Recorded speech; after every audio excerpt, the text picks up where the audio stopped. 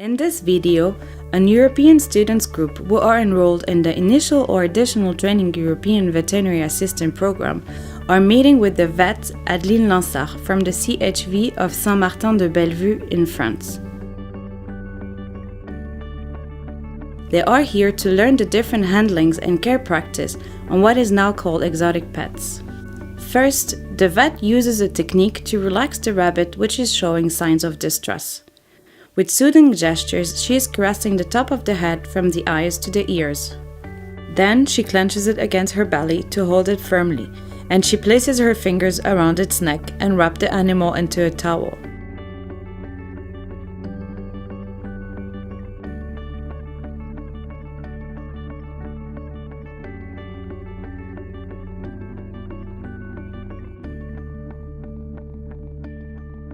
By doing so, the vet can easily examine the eyes, the ears, and the oral cavity of the rabbit.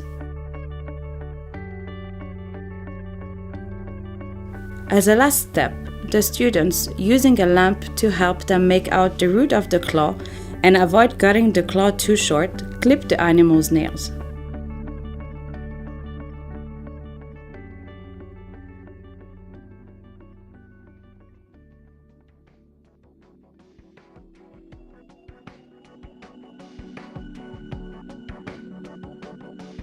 The vet is about to feed the turtle using an orogastric probe.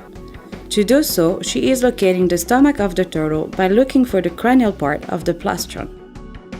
The student is holding the forelimbs of the turtle while the vet is holding its head to open the animal's mouth with the help of a speculum and then insert the probe.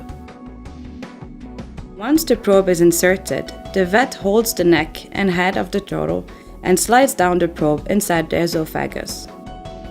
Once this task is completed, the turtle will then be fed via the tube. The student is now performing an intracoelomic injection on the turtle hind limbs. The syringe and needle should be placed towards the plastron and no resistance should be felt when injecting.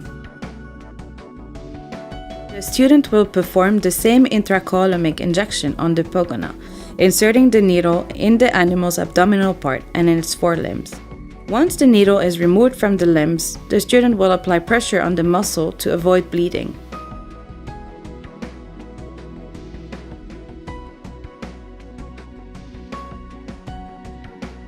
Students anesthetize the ferret using oxygen dispensed through a machine.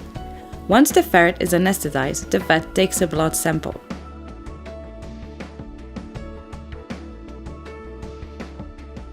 After taking a blood sample, the vet prepares the ferret for a tracheal sample by opening its oral cavity, pulling its tongue out, and using a swab to collect the tracheal sample.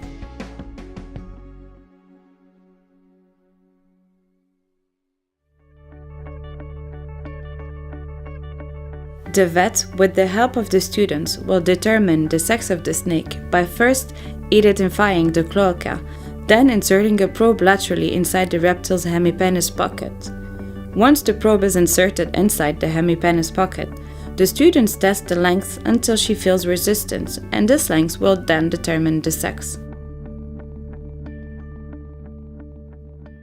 Now it is time to feed the snake by using frozen baby mice.